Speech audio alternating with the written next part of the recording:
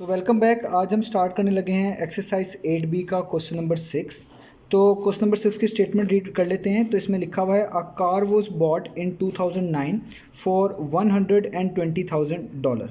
तो ये हमारे पास एक कार है जो कि 2009 में ख़रीदी गई है और कितने कीमत में इसको ख़रीदा गया है वो है $120,000। तो अगर इसको पाकिस्तानी वे में पढ़ा जाए तो ये बनते हैं $1,20,000। तो एक कार है जिसकी वैल्यू में बताई गई है कि वो इतने पैसों में ख़रीदी गई है 2009 में। इन 2010 इट्स वैल्यू डिक्रीज्ड बाय 20%। तो 2010 में इसकी वैल्यू कम हो गई और कितना कम हो गई, 20% कम हो गई। यानी इस वैल्यू का 20% आप जो निकालेंगे वो इसमें कम कर दिया जाएगा, तो पता चलेगा कि 2010 में इसकी वैल्यू कम के होके कितनी हुई है। बस ये बता दिया गया है कि 2010 में इसकी वैल्यू 20% कम हो गई है।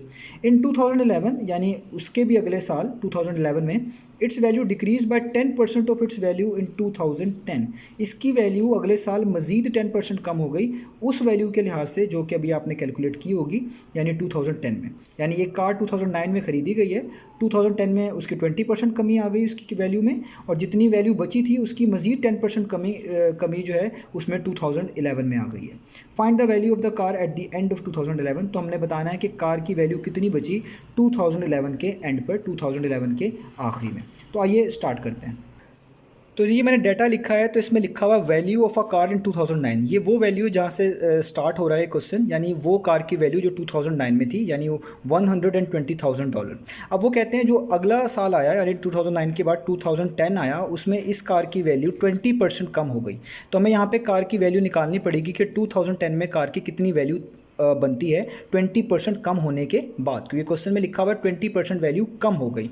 तो मैं यहाँ पे लिखूँगा वैल्यू ऑफ आ कार, ठीक है, इन 2010।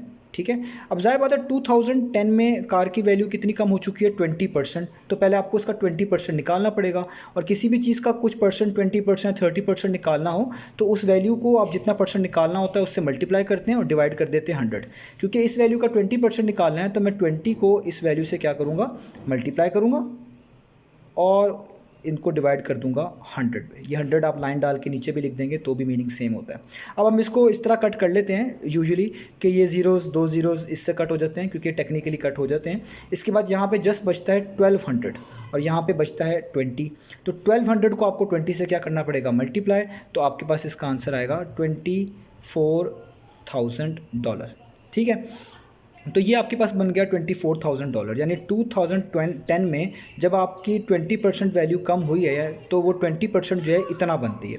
लेकिन ये वो वैल्यू है जो कि कम हुई है, कम होने का मतलब है 20% है इस वैल्यू का। तो एक्चुअल वैल्यू जो बनती है कार की 2010 के अंदर वो कितनी बनेगी, मैं यहाँ पे लिख देता हूँ। एक्चुअल वैल्यू कितनी बनेगी ऑफ अ कार, 2010 की वैल्यू ये मैं लिख रहा हूँ, वो बनेगी आप इस टोटल वैल्यू में से, यानी $120,000 में से इस वैल्यू को माइनस कर दें। ये वो वैल्यू है जो कि 20% बनती है इस वैल्यू का, क्योंकि कार में 20% वैल्यू कम हुई है तो 20% इस कार की वैल्यू जो बनती है वो बनती है ये, तो वो आप कम कर दें। डिक्रीज़ का मतलब है माइनस कर दें, तो मैं यहाँ पर माइनस कर रहा हूँ।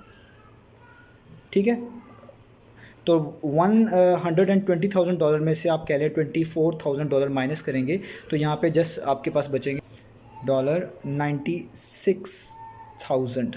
तो $96,000 बचते हैं 2010 के एंड पे। यानी इसका मतलब है ये जो कार है इसकी वैल्यू 2010 में वो कितनी बनती है, जस्ट $96,000। अब ये वो वैल्यू है जो कार की 2010 में है, लेकिन हमने जो वैल्यू निकालनी है कार की वो ये निकालनी है कि 2011 के एंड पे कितनी वैल्यू है कार की।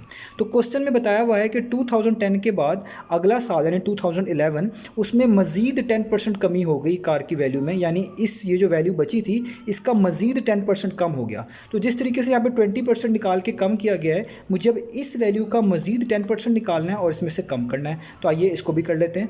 तो मैंने यहाँ पे लिख दिया value of a car in 2011। तो 2011 में जो कार की क्या वैल्यू है वो 10% मज़ीद कम हुई है क्वेश्चन में जिस तरह मेंशन था। तो पहले मुझे क्या निकालना है, उसका 10%। तो 10% निकालने का भी वही मेथड होगा जो अभी 20% का निकालना सिखाया था।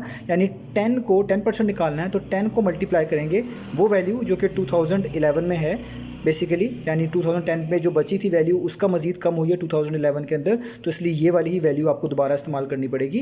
तो यहाँ पे मैं लिखूँगा $96,000 1000 और इसको आपको डिवाइड कर देना पड़ेगा 100 से।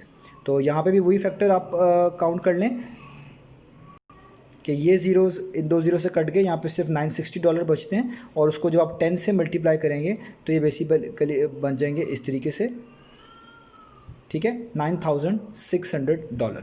तो इसका मतलब 2011 में 10% कमी जो है ना, उसका मतलब ये है कि इतने डॉलर कम कर दें।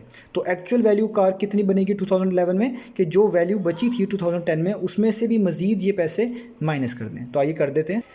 तो जो कार की वैल्यू 2011 में बचती है वो कितनी बचेगी, 2010 में थी इतनी वैल्यू और अगले साल 10% मज़ीद कम हो गई तो 10% बनता है ये, तो वो मैंने कम कर दिया, माइनस का साइन, ये वाली वैल्यू जो भी निकाली थी वो उसमें से कम कर दी, तो ये आती है आपके पास ऑलमोस्ट $86,400।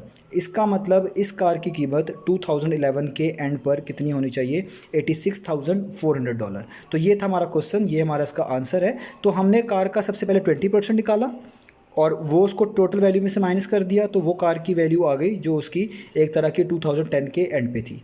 और 2010 के एंड पे जो वैल्यू थी उसका मज़ीद 10% कम हो गया, उसका मज़ीद उस वैल्यू जो निकाल ली थी यानी ये वाली वैल्यू, इसका मज़ीद 10% निकाला, वो इतना बना और इसको भी एक्चुअल वैल्यू से माइनस कर दिया, तो ये कार की वो वैल्यू आ गई जो 2011 के एंड पर बनती थी और यही हमने फाइंड करके दिखाना था।